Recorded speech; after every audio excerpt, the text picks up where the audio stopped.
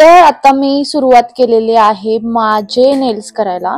तर मी फक्त काय करणार आहे, सॉफ्ट जेल एक्सटेन्शन करून दाखवणार आहे की जे कसे होतात पायांवरती.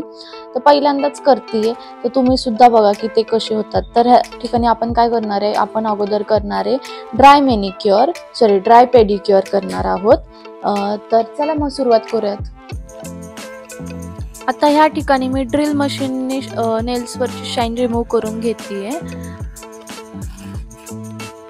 आता ड्रिल मशीन नंतर आपण ह्या ठिकाणी बघतोय की मी बफर घेतला आणि बफरने सुद्धा सेम प्रोसेस करते, सेम शाईन रिमूव्ह करते माझ्या नेल्सवरची. तुम्ही बघू शकता.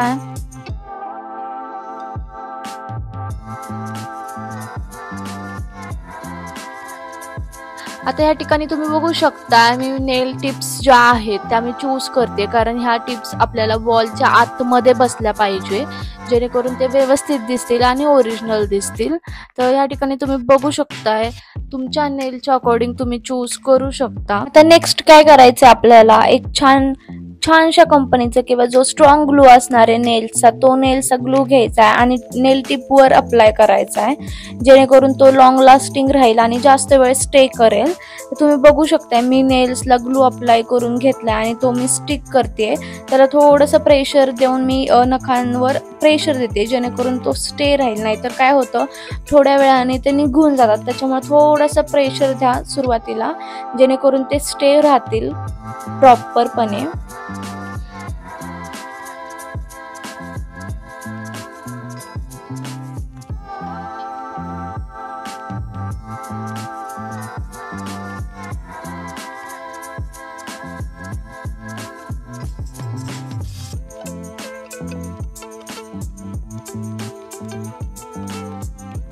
आता जे एवढे मोठे नेल्स दिसतात ते आपल्याला तसेच ठेवायचे नाहीये, तर ते कट करायचे. तर टिप कटरने आपण काय करणार आहोत, नेल्स एक कट करून घेणार आहोत आणि you can see final look.